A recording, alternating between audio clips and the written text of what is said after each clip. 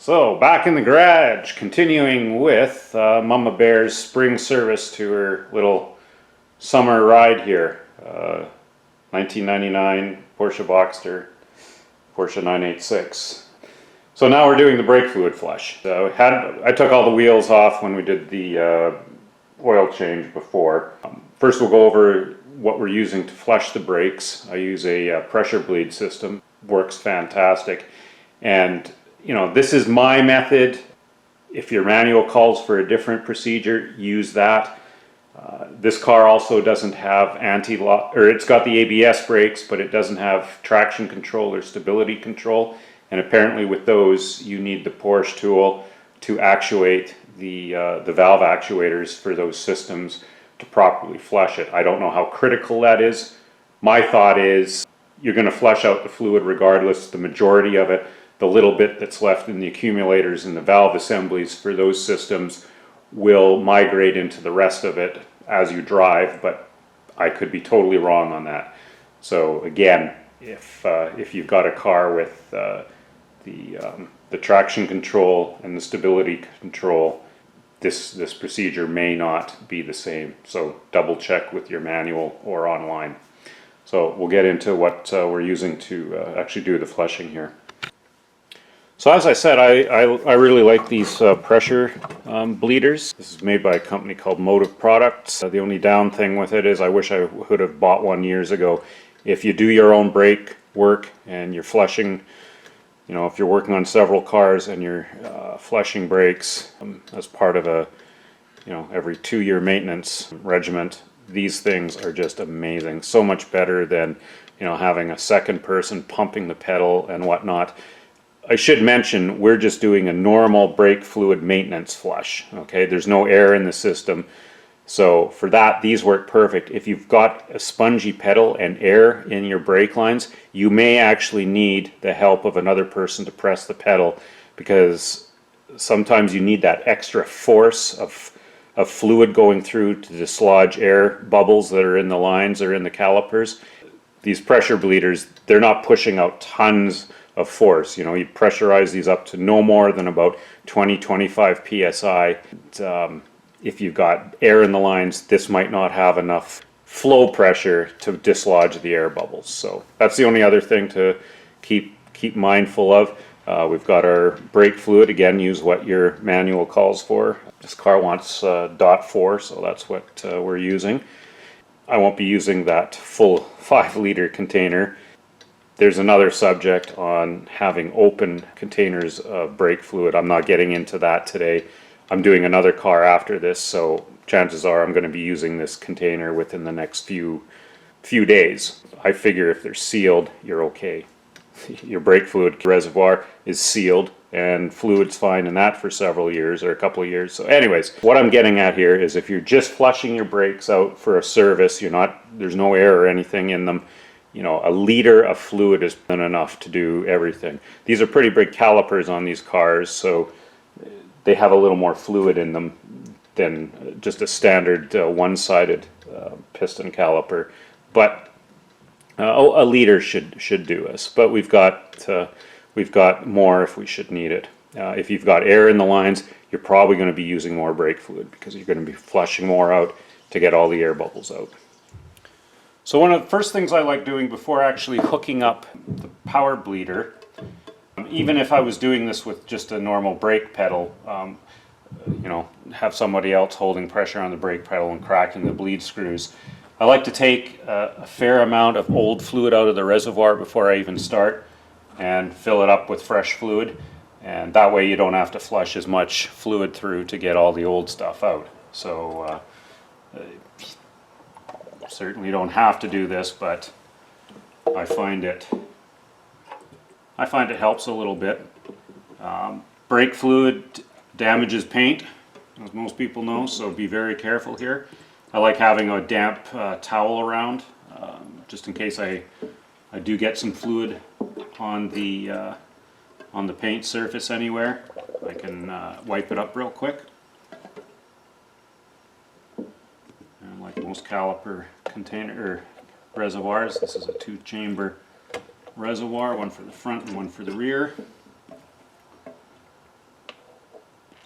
And you don't want to empty it right out, or you risk, you know, getting air down into the lines, but as long as no one's pumping the brakes, it's not going to be an issue. We're going to fill it up with fresh brake fluid here. So that's about it. So just fill it up now, and we'll get the motive bleeder hooked up, and you can see how that works.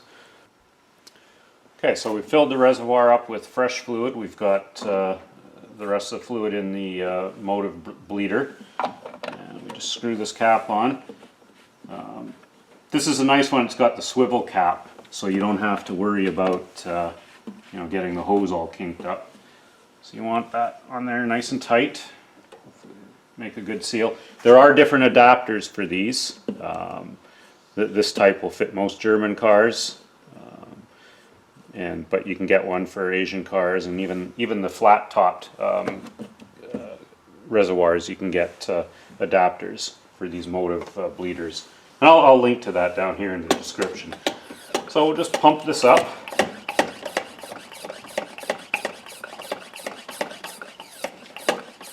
Make sure there's no leaks. You'll see fluid starting to get in, coming through the hose. Like I said, we want this up to about 25 psi. Let's fast forward through this. Okay, so we've got it filled up to about 24 psi. If you put too much pressure in, you risk blowing the seals in the reservoir where it attaches to the master cylinder, or even cracking the reservoir. So that's why you don't want to go too high. If your particular vehicle says that it's got a lower pressure for the bleeder, then obviously use the lower pressure. And just let it sit for a while, make sure the pressure isn't dropping, which it isn't. So on this particular vehicle, like most, you start at the caliper the furthest away from the reservoir. So that would be the right rear. Then you'd move to the left rear, right front, left front. And I'm just going to show you the one caliper because it's the same for the rest of them, but you'll get the idea. And after you do each caliper, just make sure your level in here is still sufficient. If you have to top this up, you have to bleed the pressure off. That's why I mounted a little Schrader valve in here, just so I can bleed the air pressure off to open the cap to add more fluid before I pump it back up if I have to add fluid into it. So we'll go to the right rear caliper. Okay, down at the right rear caliper, or brake wheel, this is a great time when you're doing all this, of course, to check over your braking system and your suspension. You know, check your brake pads for thickness. You can visually see them through most calipers, but in this one they're easy to see. I know these are good because I just did a brake job on this 2 years ago. You want to check the thickness of your rotors with a caliper. Make sure they're not below the minimum spec. Like I said, it's a good time to check your suspension, check your springs, your struts, make sure the shocks aren't leaking anything. Check your brake, check the hoses, your brake hoses for cracks. These will often develop cracks in them. On the outer sheathing, you know, if you've got ABS brakes, check your ABS sensor wiring. Grab your caliper or your rotor, you know, move it. Try to move it around. This will usually show any issues with ball joints, connecting rod joints, steering tie rod, ball joints. If you've got sway bars, you know, pull on the sway bar link pins. Make sure there's no play in those joints. Just a general inspection of everything. If anything's really corroded in here, you might even want to take this this is the rear, so our parking brake is actually in this drum. If we had any issues with the parking brake, you'd have to take the caliper off, take these two Phillips screws out, pull this off, inspect your parking brake shoes and everything. But again, I did the brakes on this 2 years ago, so I know everything's good. Before getting into bleeding, I've got a damp cloth. Again, if you've got any brake fluid that gets on the caliper, you want to wipe that off before it damages the paint, which it possibly could do. Again, Mama Bear's car, you want to be careful with it. So first thing you do is, this is as I mentioned, these are two-sided calipers. There's actually 4 pistons, 2 on each side. So there's 2 reservoirs, and there's 2 bleeder screws, one for each side. Porsche recommends you do the outside one first. Brake fluid gets fed into the center of the inside one. There's a pipe underneath. So if you do this one, you flush out that whole thing first with fresh fluid, and then the inside part of the caliper, you're going to be flushing that out at the end. My little bleeder kit is really simple. I've just got a little metal container with a bleeder hose. You can pick these up anywhere. And with the pressure system, you don't so much have to worry about having a check valve or anything, because it's feeding, air can't get back into it because it's under pressure coming out. So we'll just get your wrench on there. This is an 11 millimeter bleed screw.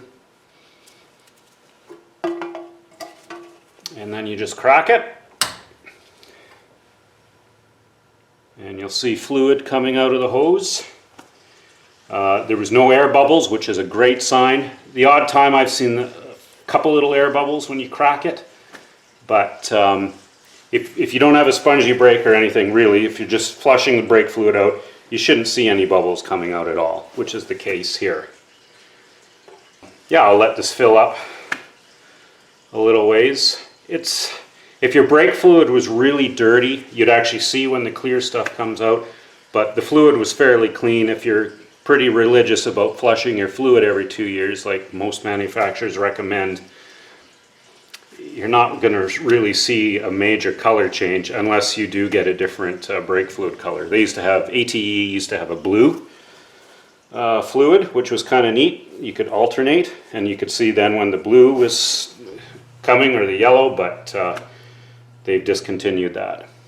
So brake fluid now, I think it's all pretty much amber. Yeah, we'll just fast forward through this. This is pretty boring. Again, I'm going to let this fill up. Oh. So far, I'm actually seeing it getting a little bit clearer in the hose. So I'm going to say that one's done. You don't have to gorilla these screws. You want them snug, the little bleed valves, but you don't want to over tighten them. This is an aluminum caliper, and it's pretty easy to strip the screw out, or strip the caliper. Now we'll do the inside one. This one we won't have to do for as long. And there we go. Again, not a single bubble seen.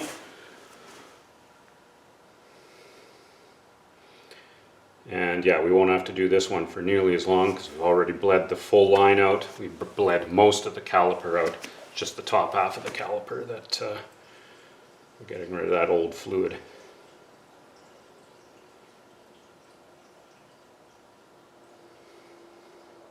Boring.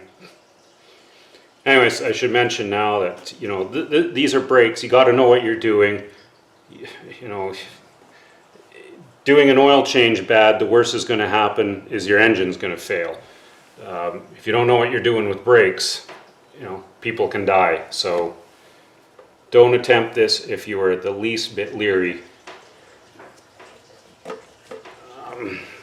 Brakes are pretty serious thing to be messing around with. They're not at all hard to work on, but if you don't know what you're doing, you can cause big problems.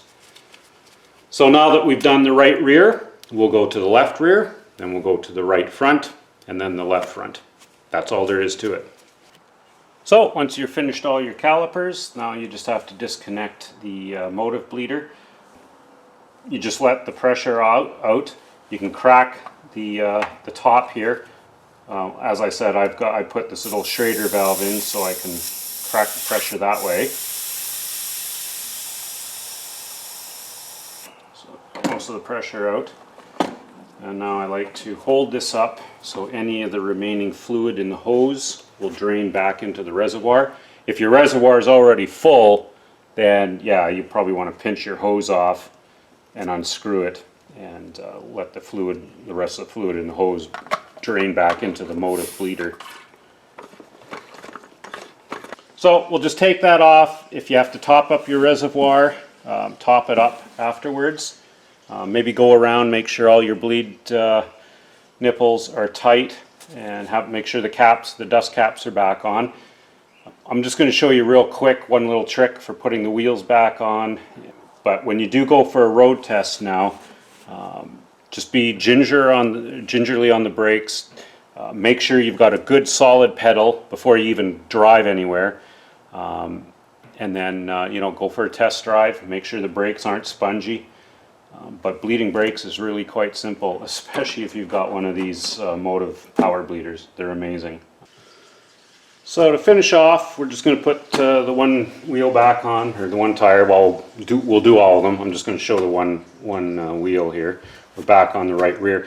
One thing I should have mentioned too, after bleeding the brakes, and you've got the reservoir topped up, get inside the car and hold the brakes down hard, the brake pedal, and then come back out and check all your bleed screws to make sure there's no brake fluid seeping out of any of the bleed screws when it's under pressure.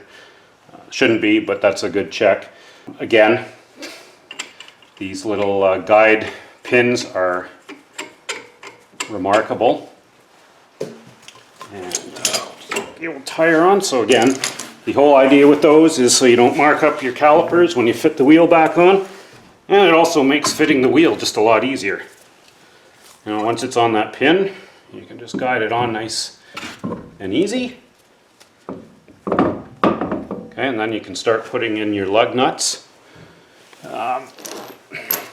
What I like doing, these aren't bad, they've still got some stuff on them, but I put anti-seize compound on the wheel lugs, on the threads, and that just helps them prevent them from seizing into the wheel. A car that's only driven in the summer, not really a big deal, but if cars in the winter, especially salt on the road, lug nuts like getting seized into the wheel. So as I was saying, after you put anti-seize on your lugs, if you want to do that, I put them in by hand with a standard hand crank, go in a cross pattern, and so I'll just do them all by hand in a cross. We'll take that out now, put the other ones in. As I mentioned before, for the lock nut, I put it at the bottom of the crest just so I know which one it is. After I hand tighten them all, get the jack stand, or get the lift under there, the hydraulic lift. We'll get the jack stands out. Same reverse order. We'll lift the front up, take the front stands out, lower the front, take the back, lift the back out, take the back stands out, and then once it's on the ground with the emergency brake on, then we'll come around to all the lugs with our torque wrench. This particular car calls for 95 foot-pounds, and again, we'll go in the cross pattern, tightening all four, and road test it, and hopefully wifey will be happy with you.